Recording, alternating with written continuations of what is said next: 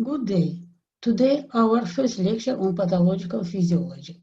That is why I would like to say you welcome to our department, welcome to pathophysiology, and wish you success. This lecture will be delivered by me, Associated Professor of Department of Pathological Physiology of Azerbaijan Medical University, Məlahət Talışinskaya. First, about the plan of lecture. We are going to talk about the subject of pathophysiology, relation of pathophysiology to other disciplines, part of pathophysiology, general nosology, norm, health, disease, period of disease, terminal state and reanimation, general etiology, general pathogenesis, general principles of treatment. Pathological physiology, a field of medicine that studies the general regularities of occurrence, development mechanisms of the course of the outcome of disease. The study of reactivity, resistance, the essence of the disease is also included in the text of pathophysiology. Pathological physiology is a science about life of diseased organisms. Now I would like to explain you the place of pathophysiology among other disciplines. Pathophysiology is closely connected, as you can see here, with medical and non-medical sciences. Pathophysiology serves a bridge between preclinical sciences, like as normal physiology, anatomy, histology, microbiology, biochemistry, etc.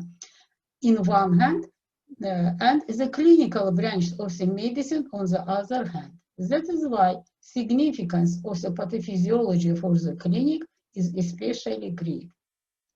To become a competent physician, the medical students have to study profoundly the medical biological disciplines like as anatomy, physiology, biochemistry, as well as the general theoretical medical disciplines like as pathological anatomy, pathophysiology, pharmacology. All of these disciplines form the theoretical basis of the medicine and are necessary for the practical activity of the physicians. But the significance of the pathophysiology for this aim is especially great. Parts of pathophysiology. Pathophysiology consists of two parts, general pathophysiology and special pathophysiology. General pathophysiology uses two parts, general nosology and typical pathological processes.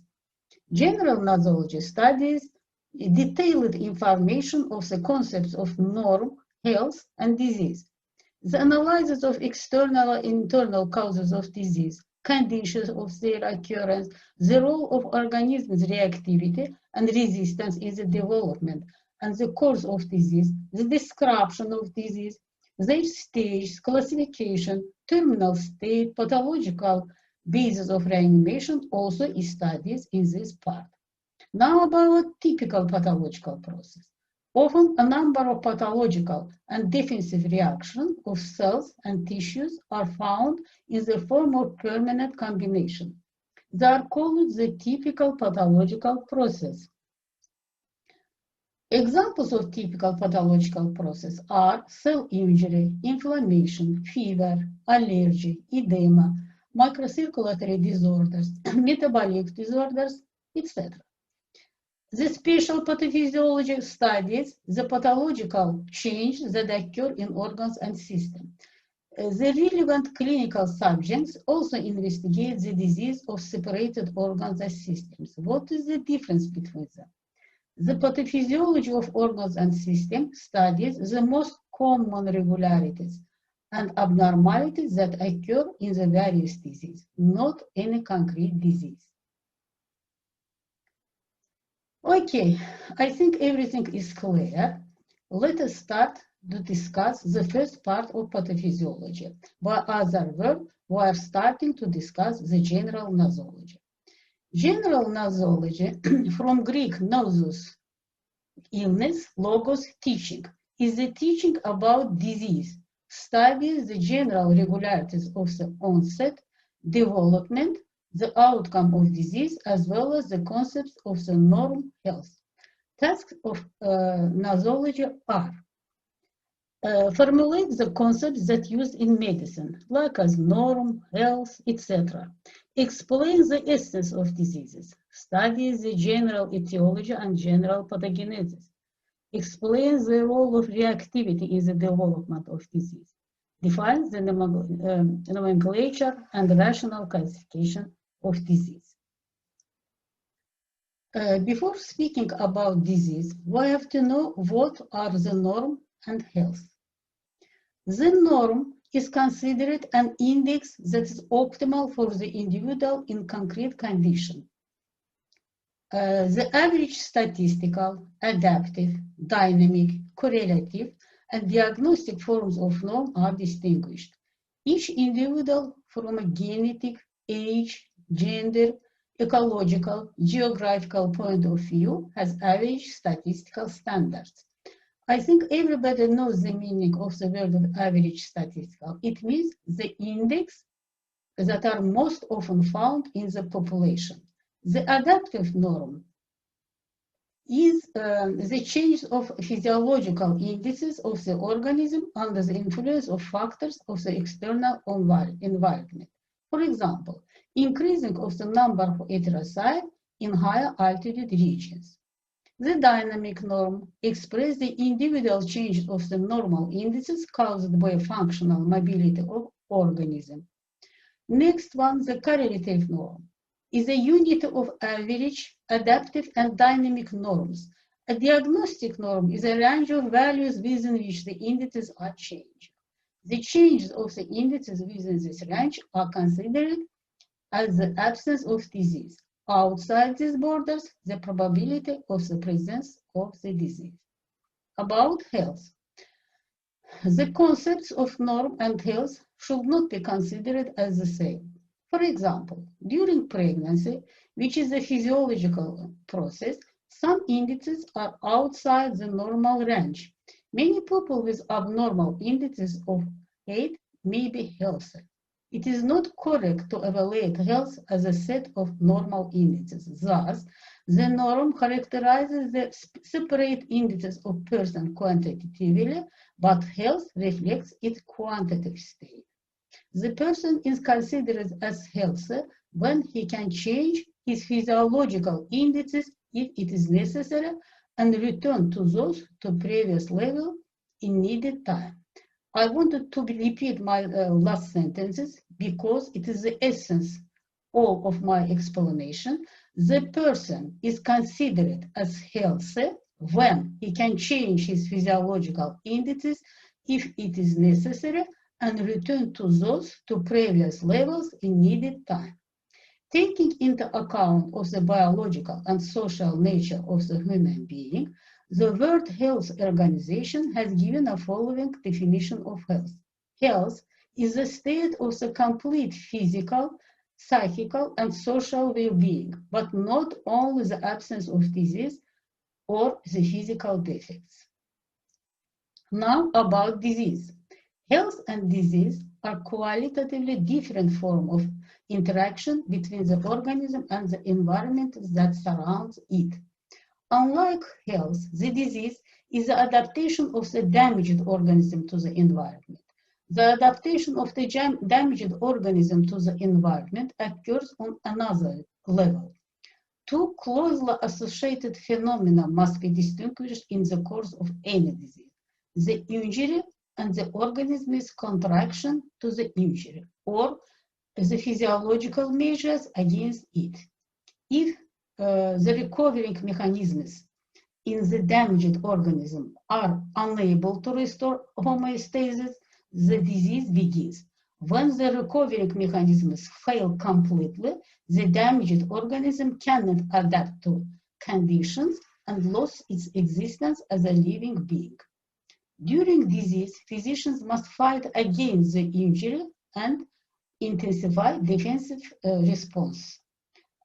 From this point of view, the following definition of disease by Addo is acceptable. Disease is the life of the injured organism with the participation of the processes of compensation of the disturbed functions. In the course of disease, 4 principal periods are distinguished. As you see here, latent period, prodromal period, period of marked manifestations, outcome of disease. These periods are especially marked in acute infectious disease. However, it is difficult to distinguish them in some disease. For example, metabolic, blood, hereditary, endocrine, physical, some psychical disease. The latent period lasts from the beginning of action of pathogenic agent to the first clinical manifestation of the disease.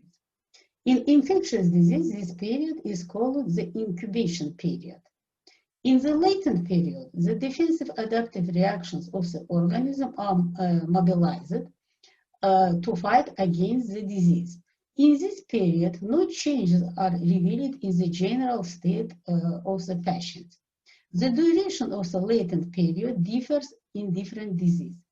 For example, in intoxications, it's within several seconds or minutes after the action of powerful poisons, for example, cyanides, whereas the duration of the latent period of leprosy is several years. Sometimes the concept of premorbid state is used in addition to the latent period. In the premorbid state, the general condition of the body does not change, working capacity is not limited, and this is a reversible condition. Now about prodromal period, lasts from the first signs of the disease to manifestation of its all symptoms. In the prodromal period, only non-specific signs are observed, like as general weakness, chills, headache, loss of appetite, fever, etc. Sometimes the specific signs of disease may occur in the prodromal period. For example, with measles, the appearance of characteristic filative complex spots on the mucous membrane of the inner surface of cheek occurs in the prodromal period of the disease. About period of marked manifestations. In the period of marked manifestations, the typical features of the disease are clearly expressed. Because of the weakening of the defensive and adaptive reactions severely, all symptoms of the disease are observed, and the precise diagnosis of disease can be found at this stage. Teaching about the symptoms and mechanisms of their formation is called semiotics. Semiotics is divided into 2 groups, general and special. General semiotics studies the general signs of the diseased organism, constitution, sex, age. Special semiotics studies the signs of individual disease and the mechanisms of occurrence of these signs. Signs of disease are called symptoms. Symptoms can be early and delayed, specific and non-specific. The symptom, which is typical for only one disease, is called a pathognomonic symptom. For example, the detection in the urine of patients with phenylketonuria of the phenylpyruvatic acid, phenylacetic acid, and phenylactic acid. A sum of symptoms that are specific for one or some disease and associated with each other in its pathogenesis is called syndrome. For example, uremic syndrome, epithelial syndrome, etc. Now about the outcome of disease. The outcome of disease may be the following. Recovery may be complete or incomplete, transition to chronic form, recidivation, and death. Recovery is the active process of restoration of disturbed functions. The recovery may be complete, as I said, or incomplete. During the complete recovery, residual effects are not observed in the organism, and the man's ability to work is fully restored. During incomplete recovery, traces of disease remain in the organism. The process leading to the recovery begin right from the start of the disease. The totality of diseased organisms' reaction to the damage. The mechanisms of recovery are called cyanogenesis. Cyanogenesis is a complex of adaptive reactions that are directed to maintaining of homeostasis and restoring of the disturbed homeostasis. Ending of the disease by recovery is associated with the predominance of cyanogenetic mechanisms over pathogenetic mechanisms. Cyanogenetic mechanisms are divided into three groups. As you see here, emergency or unstable mechanisms. This include protective reflexes, which are an adaptive compensation reactions that occurs immediately within the first seconds or minutes after the pathogenic effect on the body. Through such reflexes, sneezing, coughing, vomiting, the body is cleaned from harmful factors and prevents itself from the development of disease. Second is relative stable mechanism. Continues some days, weeks. This includes the use of reserve source of healthy organs, transition to the higher level of activity of the regulatory systems, the temperature regulation, and so on. Last one is stable mechanism. The states that are formed as a result of these mechanisms is maintained for a long time, maybe months, even years. Examples may be the regeneration, hypertrophy, and immunity. Now about recidivation. Recidivation is the manifestation of the disease after the patient seeming recovery and occurs as a result of incomplete elimination of causative agent of disease. For example, after surgical removal of tumor, its development again. The period of temporary improvement of the state of the patient is called remission. The pathological process, condition, or reaction that is associated with the pathogenesis of the underlying disease or as an unexpected consequence of diagnostic or therapeutic intervention is called complication. For example, perforation of the stomach, hypertensive crisis, early and late complications are distinguished. Transition to the chronic form. Alternation of periodical relief of patient state by other with remission with the period of acute attack of the disease is characteristic for the chronic course of disease. Chronic transmission of disease depends on the characteristic of pathogenic factor and reactivity of the body. Last outcome of disease, it is death. Death is the logical end of life of any organism. Physiological and pathological death are distinguished. Physiological death occurs as a result of the gradual depletion of functions of the body in the process of excessive aging, while the pathological death can occur at any age. Pathological death occurs as a result of violence, murder, suicide, etc., or illness. In addition, sudden death may occur as a result of dissection of aortic aneurysm, cardiac tamponade in case of myocardial infarction. During the dying process, first the cerebral cortex, then subcortical centers, the brain column, the spinal cord centers stop their function, then the parenchymatous organ stops the activity.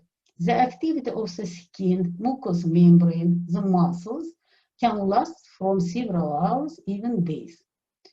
This feature allows using of the tissues and organs of the corpse for the transplantation.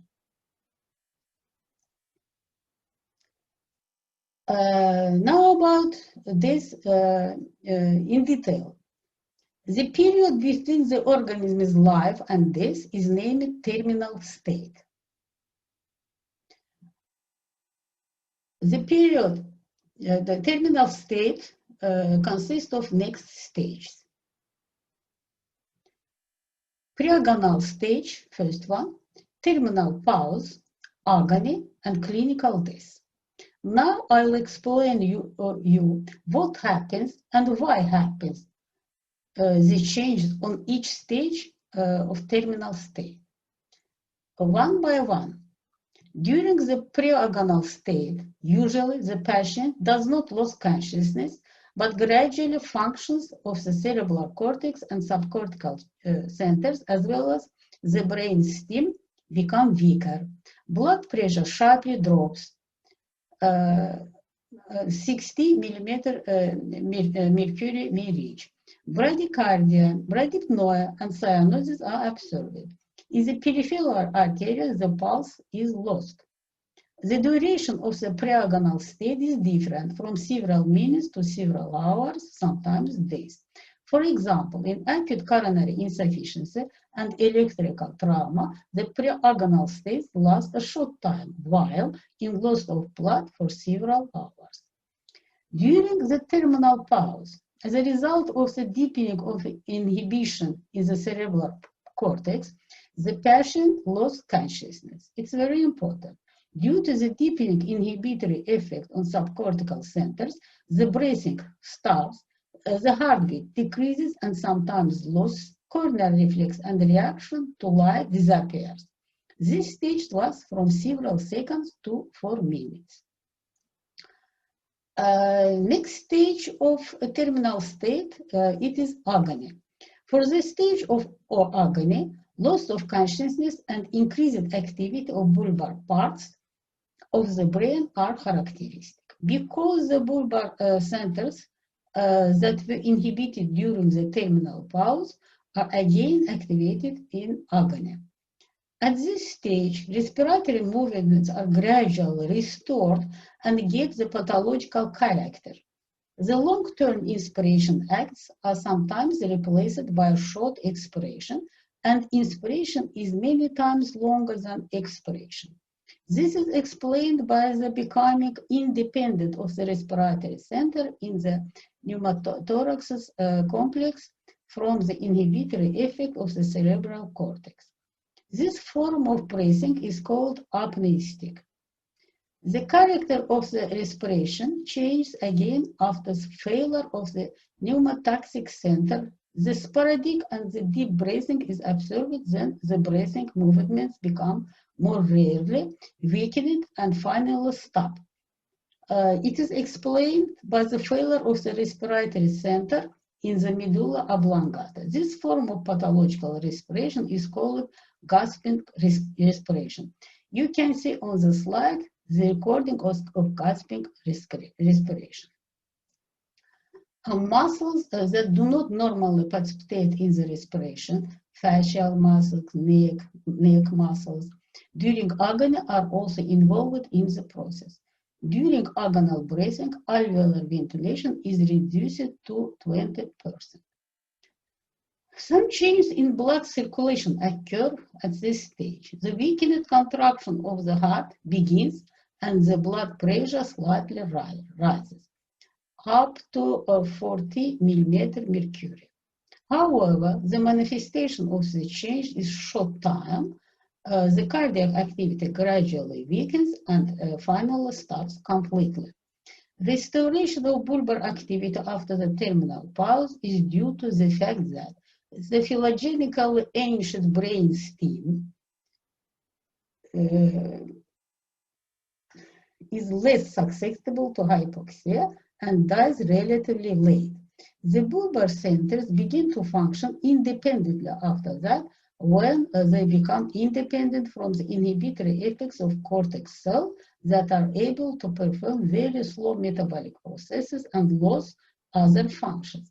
The reason for changes observed in breathing movements, as mentioned before, it is stopping of activity, first in the inspiration center in the pneumotaxic complex, then in the respiration center of the medulla oblongata. When the respiration center activity stops, the agony stage ends. Last stage of terminal state is clinical death. At the stage of clinical death, respiration and blood circulation stop, loss of reflexes observed. However, the metabolic processes continue very slowly. The body is not yet fully died. The duration of clinical death is measured by the time until the occurring irreversible morphological change in the cerebral cortex cells in the full oxygen-free state. I repeat again, the duration of clinical death is measured by the time until the occurring irreversible morphological changes in the cerebral cortex cell in the full oxygen-free state. For women, the duration of clinical death 4-6 minutes under normal condition. During this time, if the cells of cerebral cortex are supplied with energy, it is possible to revive the organism. Failure of functions of the sensory organs during the dying process occurs in the following order. First of all, the smelling, then the taste, and then the vision disappears. Body temperature reduces. The duration of the terminal state is different depending on the disease, conditions, and reactivity of the organism and may last from a few minutes to several hours, sometimes more. After clinical death, the biological death begins. Biological death is characterized by the occurring of irreversible change in the organism. Mechanisms that directed to the reviving of the organism in the dying process or terminal state have not been formed in the process of evolution. However, it is possible to revive the organism at all stages of the terminal state by modern professional medical intervention. A new and independent field of medicine has been formed to study the process of death. This science was formed in the last century and in 1961 was named reanimatology. The essence of resuscitation is to provide oxygen-free blood to the organs and tissues by restoring both blood circulation and respiration until irreversible changes occur in cerebral cortex. You can see here algorithm of reanimation, ABC. The airways should be cleaned, the breathing should be restored, and the circulation should be restored also. Indicators of successful performed resuscitation or reanimation are pulsation on the carotid artery, decreasing of intensity of cyanosis, narrowing of dilated pupils, elevation of arterial pressure up to 60 millimeter mercury. It is true that if there are irreversible changes in vital important organs, brain, heart, lungs, such patients will not be able to return to life. However, in the case of the rapid dying process, for example, in loss of blood, trauma, the irreversible change in vital organs develop relatively late, and that is why patients can be revived with the help of a timely and properly performed modern resuscitation measures. One of the problems in the pathogenesis of the post-reanimation period is that the pathology occurring in the organism that revived from the terminal state is fundamentally different from the typical pathological process which are formed in evolution, because the post-reanimation pathology is not associated with the evolution process. Therefore, again, the changes in the revitalized organism instead of the protective adaptive mechanisms that formed in evolution, no effective adaptive reactions are realized. That is why the future of the organism entirely depends on the medical intervention, and it is impossible to be recovered without the interference of qualified physicians. The state of the living organism, like the state of the living organism, is considered as a nosological unit called post-reanimation disease. By Vygotsky, there are 3 stages of this disease. First, temporary stabilization of organism's function lasts about 1 day. During this period, the patient's consciousness is restored, arterial pressure is stabilized, stroke volume and cardiac output increases and kidney activity is normalized. Peripheral blood circulation improves, but microcirculatory disorders are not completely restored. Metabolic disorders, hypercoagulability, hypovolemia are maintained. Second stage of post-reanimation disease is the aggravation of the organism state. Lasts about 2 to 5 days. This is due to the development of polyorgan insufficiency as a result of the distribution of toxic metabolites that are collected during clinical tests in the tissues after the recovery by the blood circulation. At the same time, the development of circulatory, hemic, and respiratory hypoxia aggravates the patient's state. Thus, transport of microthrombi to the lungs during recovery and the formation of microthromboembolism in the small vessels causes a sharp drop in the partial pressure of the oxygen in arterial blood. Clinically, it shows itself by the dyspnea. Again, hypovolemia occurs, peripheral blood circulation worsens, oliguria, metabolic acidosis, severe hypercoagulation, and fibrinolysis are observed. Catabolic processes are predominant. Damage of parenchymatous organs reaches critical levels. Third stage, it is gradual stabilization of functions of the organism. Lasts about 1 month, sometimes more. Even in case of favorable recovery period, the effects of terminal stage, such as various autoimmune lesions, encephalopathy, and other pathologies, can remain for a long time. Therefore, such patients must be under the control of a physician for 1 year and sometimes more. Thus, not only the pathological processes occurred in terminal state, like as hypoxia, acidosis, etc., but also post-resuscitation pathological processes, like as polyorgan insufficiency, play a role in the development of post-reanimation disease.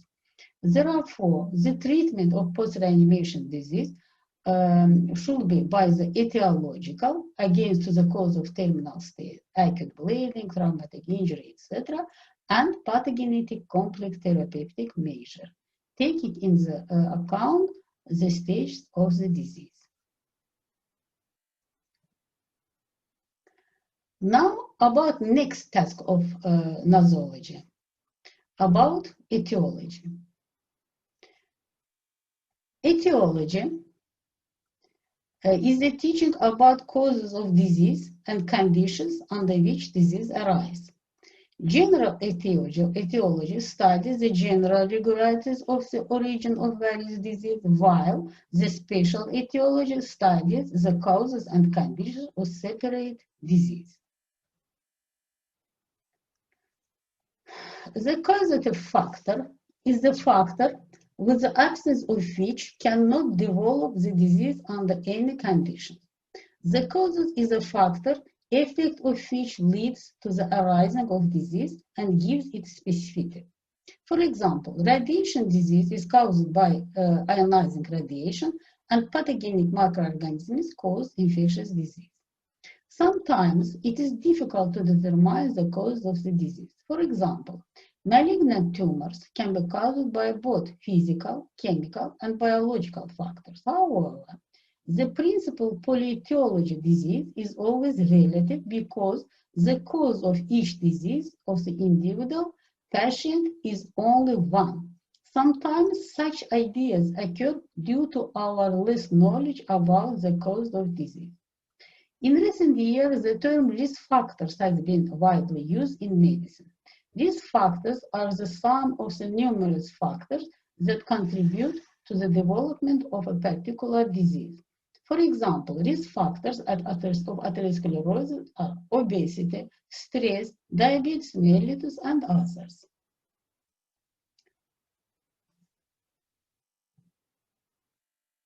Interaction between the cause of the disease and the body occurs under certain conditions. The meaning of condition. Condition for the development of disease is defined as a sum of factors that separately do not have any necessary significance for the onset of disease. Unlike the causative factors, the conditional factors are not obligatory for the arising of disease. The causative factor is only one, absolute, gives specificity to the disease, while the conditional factors are many, not necessary, do not play a role in the specificity of the disease. It's very important, I repeat again, the causative factor is only one, absolute, gives specificity to the disease, while the conditional factors are many, not so necessary, do not play a role in the specificity of the disease. For example, malnutrition can affect the immune response of the body and can contribute to the development of various infectious diseases. But for the development of tuberculosis, the presence of bacteria of tuberculosis is obligatory and it is cause of this disease. There are conditional factors that increase or decrease the effect of the causative factor on the development of disease. Both groups are divided into two parts, internal and external. Internal factors that increase the effect of the cause are hereditary predisposition, pathological constitution, childhood period, or old age.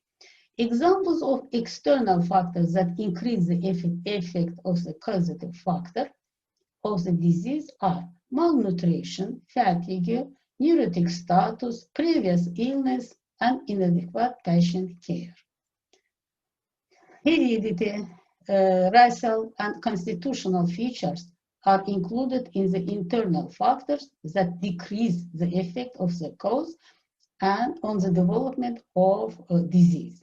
For example, patients with sickle cell anemia do not get malaria arising of biological immunity to some infectious disease, and so on. Good nutrition, physical exercise, correct care on the patient are the external factors that decrease the effect of cause on the development of the disease. There are conditional factors, etiological factors divided in two groups.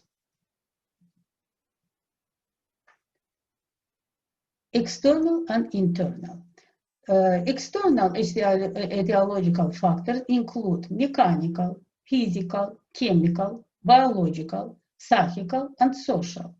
Internal etiological factors, as you can see from the slide, heredity, constitution, sex, and age.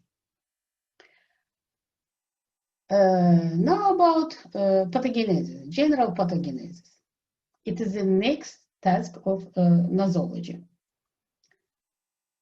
Pathogenesis is the thinking about mechanisms, course, and outcome of the development of disease. In pathogenesis, two opposite processes are combined.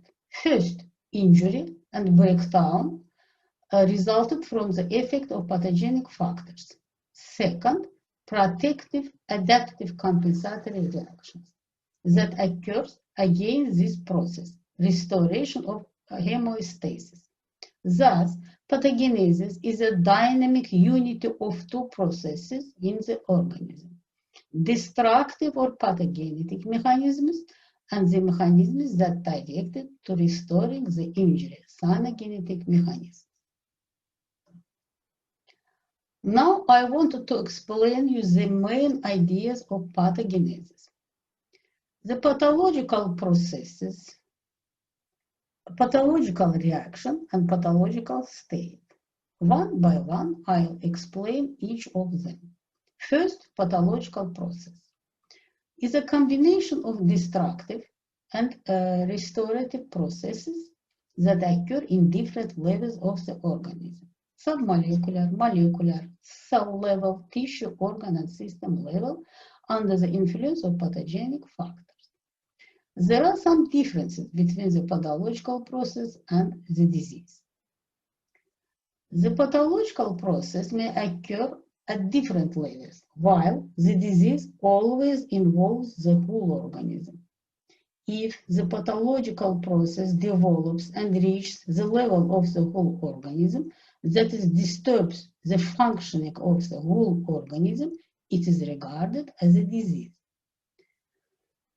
Pathological processes may occur as a result of exposure to various etiological factors. It is polyetiological, while the disease always has one specific cause. For example, inflammation occurs as a result of the action of various pathogenic factors, while the development of malaria without a malarial plasmodium is impossible. Pathological process, next difference between pathological process and disease. Pathological process may not be accompanied by a decrease in the working capacity of the organism, while during disease, working capacity decreases. For example, furuncle is pathological process, but the formation of several furuncles on the body. Furunculosis is a disease accompanied by fever, leukocytosis, accelerated ECR, etc. Thus, it is clear that the disease without pathological process is impossible, but pathological processes do not always result in disease. Now about pathological reaction. The meaning of pathological reaction. It is this short-term, inadequate response of the organism to normal or extreme irritation. In the course of pathological reaction observes the predominance of destructive, damaging effects of the pathological process. For example, allergic reaction, short-term increased blood pressure from negative emotions, etc. Other one is pathological state. The other idea of pathogenesis, it is pathological state. It is the sum of very slowly developed, relatively long-term changes that occur as a result of the pathological process. For example, scars, birthmarks, and others. In most cases, the cause of the development of pathological state is the outcome of pathological processes and disease, like scars, stump after amputation of the limb, the state after resection of the kidneys, ankylosis, bleedness, bone deformation as a result of rickets, bone tuberculosis, as well as the genetic defects and intrauterine malformations, like brachydactyly, syndactyly, polydactyly, incomplete closure of the spinal canal, etc. In the course of the pathological state, the mechanism of restoration process are predominated, but under certain conditions, if the destructive mechanisms become active, the pathological state can turn to the pathological process. For example, birthmark may develop into malignancy. Extraction of teeth leads to atrophy of the alveolar process, and this, in turn, may lead to disturbance in the digestive system. Critical strictures of the esophagus lead to disturbance in the functions of the digestive system. Inflammation of endocardium, endocarditis, leads to cicatrical changes of heart valves, and this leads to development of heart defects and related with it new pathological process, myocardial hypertrophy, edema, etc. Now about the main tasks of pathogenesis. The main tasks of pathogenesis are the relationship between etiology and pathogenesis, significance of the site of penetration of pathogenic agents into the organism, the way of their spreading, causative consecutive relationship, specific and non-specific mechanisms, local and general manifestations, the level of damage, structure and functional changes, adaptation and compensation. Now I'll explain you each of them one by one. First, relationship between etiology and pathogenesis. The development and course of disease are closely connected with the etiological factor. There are the following forms of interaction between etiology and pathogenesis. The causative agent of the disease remains in the organism during all disease. In some infectious disease. In this case, after the interaction with the organism, the etiological factor changes its properties. Other one, the etiological factor plays a triggered role and stimulates the pathogenic mechanisms. Remaining of the etiological factor in the organism is not necessary for the development of the disease. In birds, in radiation sickness, etc. After the initial influence of the etiological factor, pathogenic processes begin to develop spontaneously, pathoautokinesis, naming like this process. Other relationship between etiology and pathogenesis, it is etiological factors that affect throughout the disease. Some acute poisoning occurs under the influence of such factors. Next one and last one, persistence of the etiological factor. The factor causing the disease persists in the body after the cessation of pathogenic mechanisms.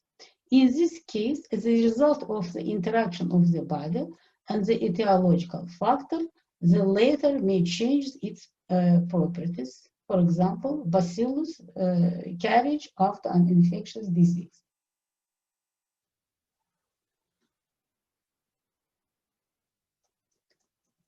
Significance of the site of penetration of pathogenic agent in the organism.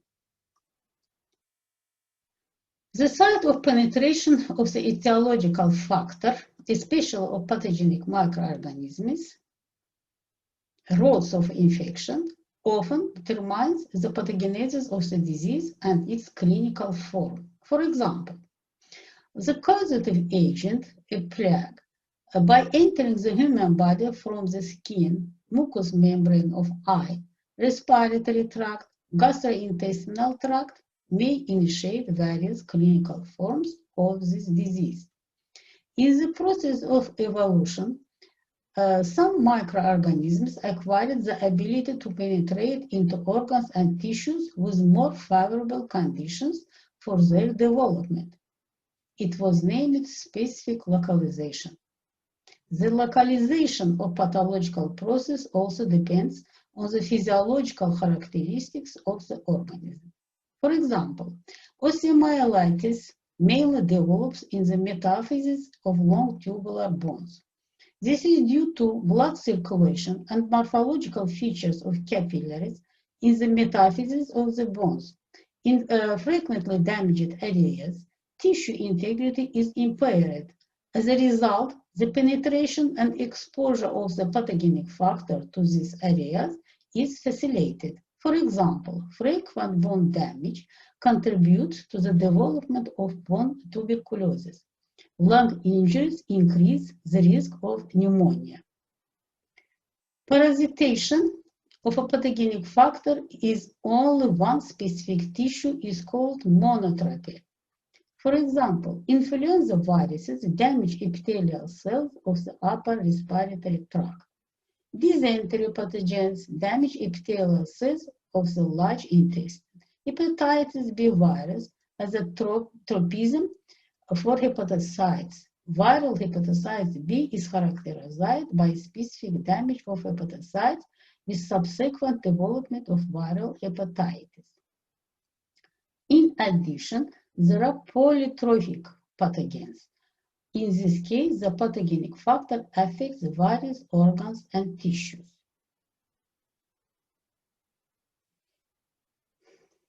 Besides the penetration site, the ways of spreading of etiological factor also affect the mechanism of development of the disease.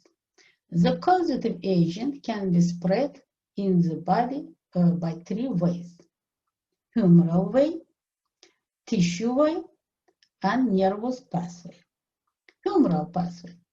The causative agent can spread to other areas of the body through blood and lymph.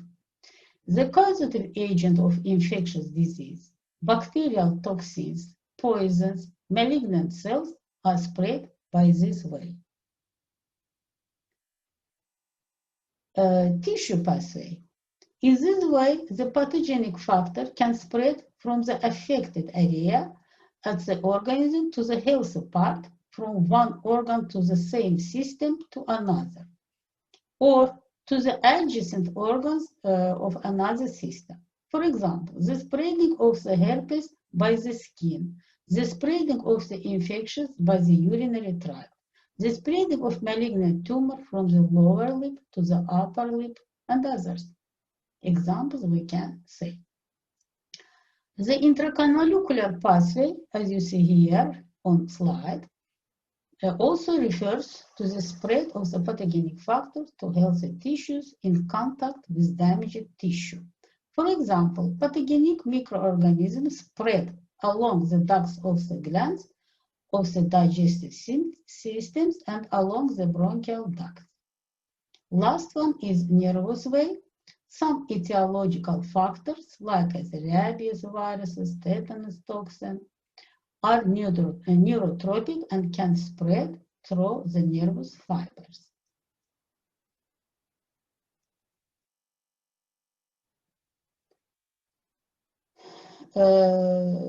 Now about causative-consecutive relationship.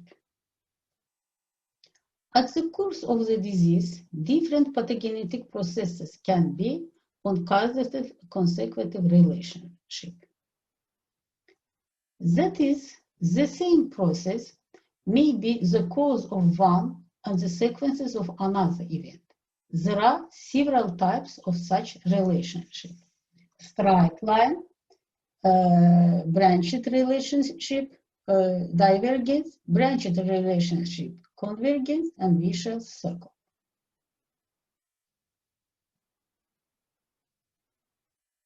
We will discuss all these relationships by one by one. First, straight line. If an event is a consequence of a previous and the cause of the next process, it means that pathogenic mechanisms are developing in a straight line. For example, you can see here narrowing of the left atrioventricular orifice lead to expansion of the left atrium. It is a result of first one, and expansion of the left atrium, the reason is next one, next event, left ventricular dysfunction. Left ventricular dysfunction is a result of second event, but the reason of next event, respiratory insufficiency. Respiratory insufficiency will lead to pulmonary edema, and pulmonary edema can lead to hypoxemia and hypoxia. It is the straight line. I think it's quite easy to understand and to remember. Other is branched relationship. We said that there are two, divergence and convergence. First, about divergence.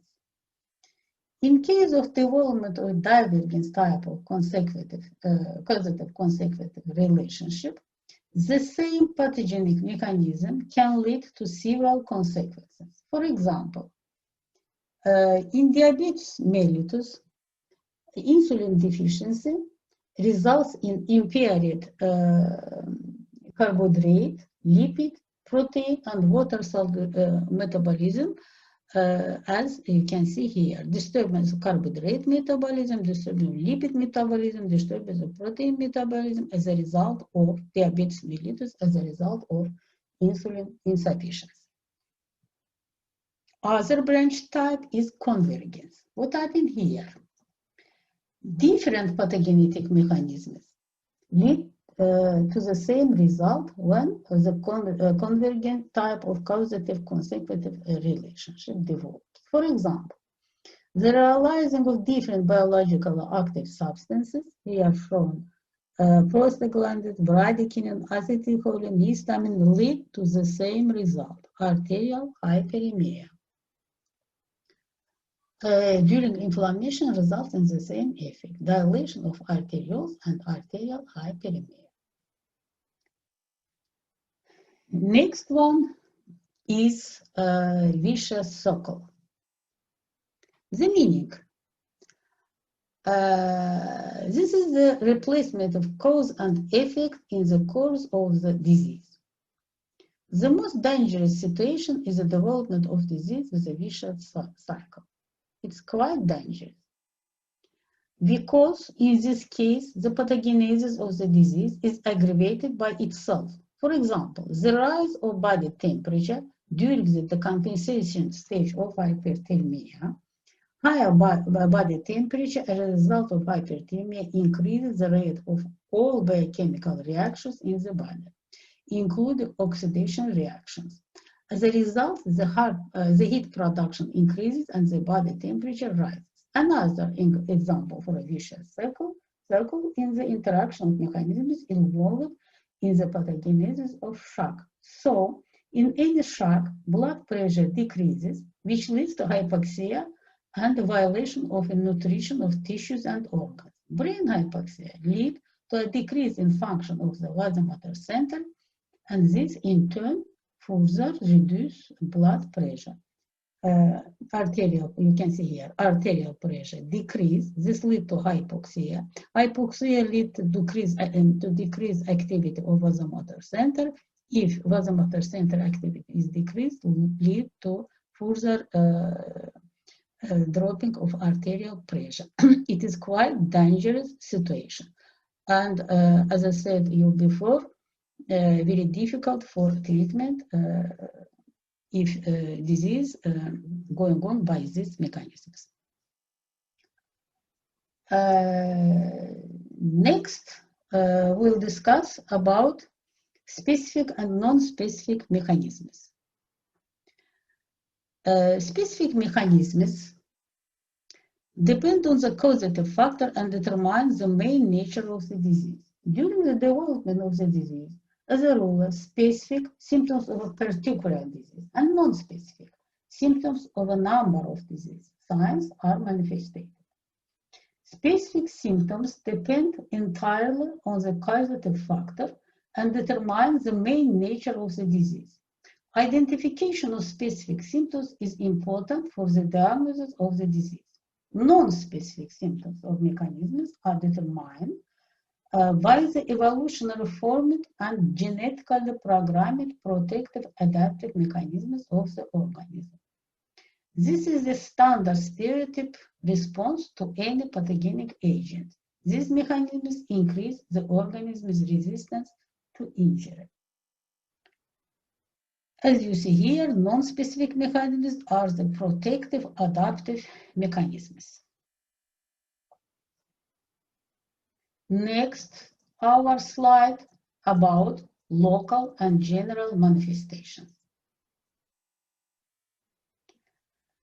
There are different manifestations of the relationship between local and general changes in pathogenesis. For example, during inflammation caused by a local tissue damage, the pathological process usually develops in an affected area.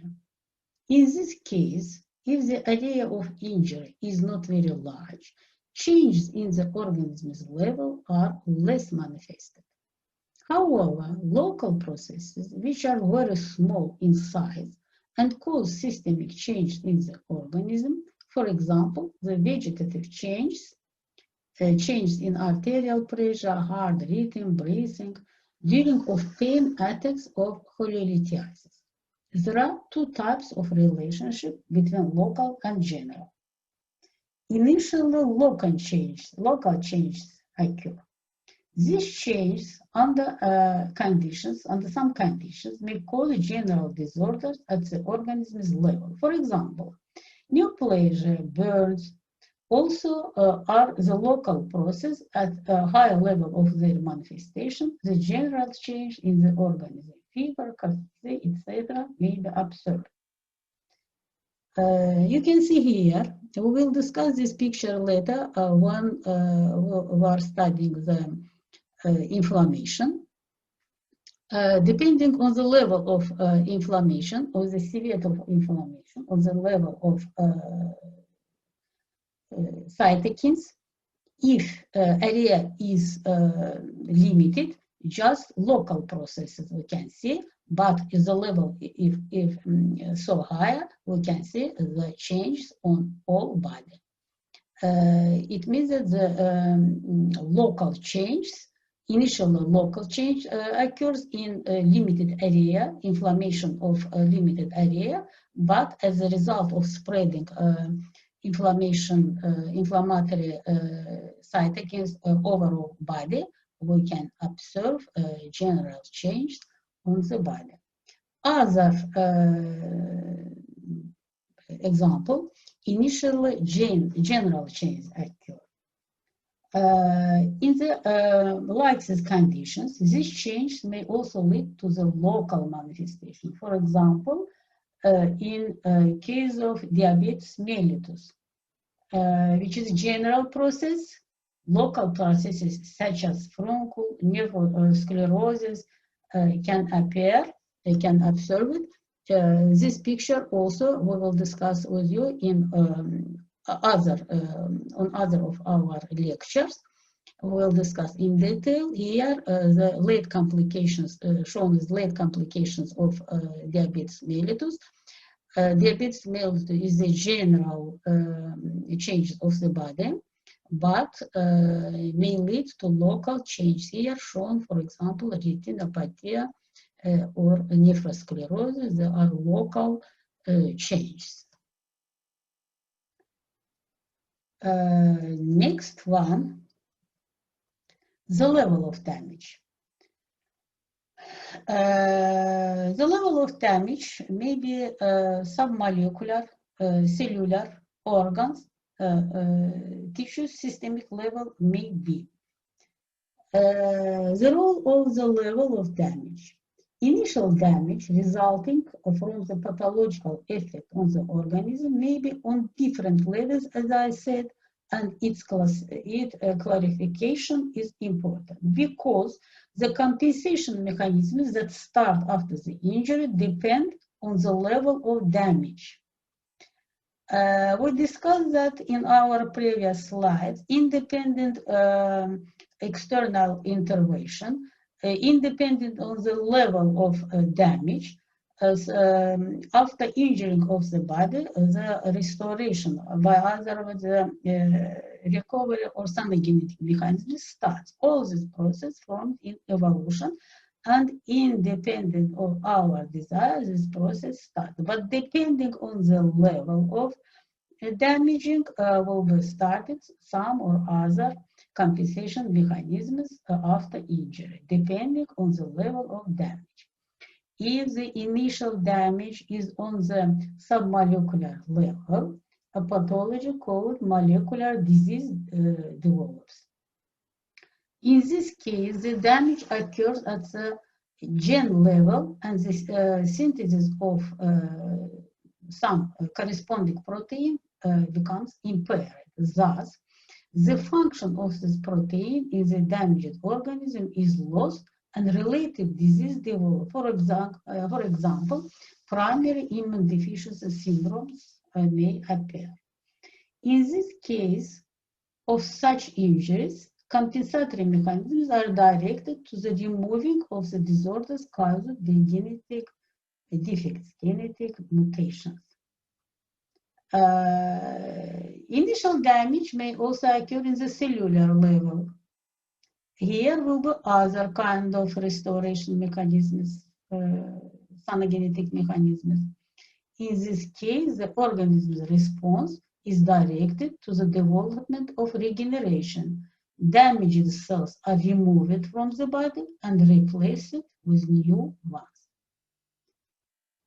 Other level, if the initial injury is one of the organs level, compensatory reactions may occur on the organs, systems, and organisms levels. For example, in valvular insufficiency of the heart, the myocardial hypertrophy, in respiratory insufficiency, the dyspnea, tachycardia is observed.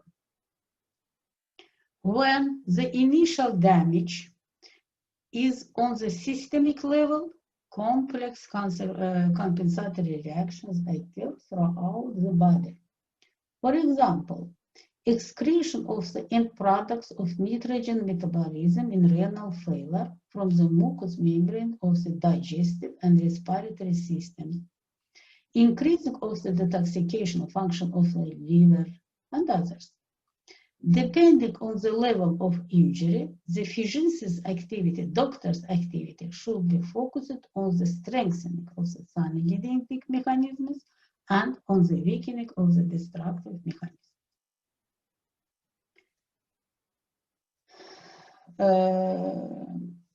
Next, about structural or morphological and functional changes. As a rule, each disease has a specific morphological basis. The use of the expression functional disease stems from the fact that the morphological basis of this disease is still unclear. For example, some psychiatric disorders. That is why, with the improvement of screening methods, the number of cases referred to as functional disease is decreasing. On the other hand, functional disorders that occur during disease can lead to secondary morphological changes. For example, hyperfunction of cells and organs, functional changes, can lead to their hypertrophy, morphological changes.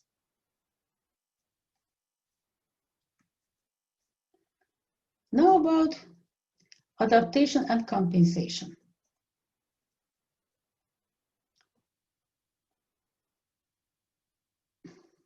Adaptation is the accommodation of the healthy organism to the continuously changing external environment. Mechanisms of adaptation are formed in the evolution process and provide protection for homeostasis of the organism, preventing damage to the organism from the influence of external factors. For example, an increase in the number of erythrocytes in per unit of blood is regarded adaptation mechanism in higher altitude place. Compensation. I repeat again, adaptation, it is the accommodation of healthy organism to the continuously changed external environment. But compensation differs. Is a reaction that directed to the restoration of impaired homeostasis of the organism. It is a process of diseased organism, which occurred due to influence of the pathogenic factors. Compensation liquidates the consequences of injury. These mechanisms are also formed in evolution, but they are different in both quantitative and qualitative point of view from the adaptation reactions. Adaptation preserves the dynamic stability of the internal environment of the body, while compensation is focused on restoring the disturbed homeostasis.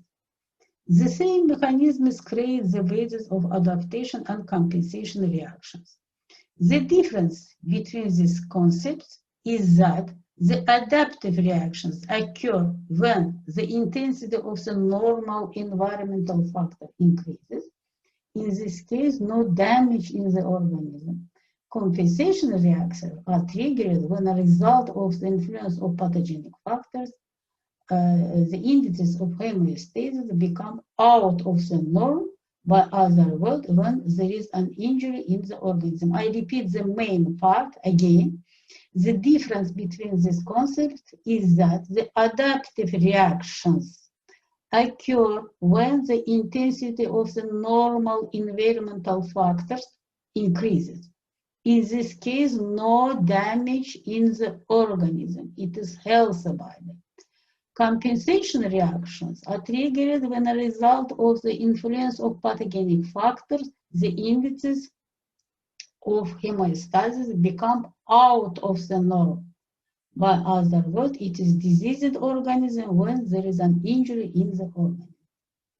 Adaptation and compensation mechanisms develops in two stages: emergency and long-term. The reserve mechanisms in the organism are mobilized in emergency stage. For example, increasing of the function of nephrons that remain healthy during kidney disease.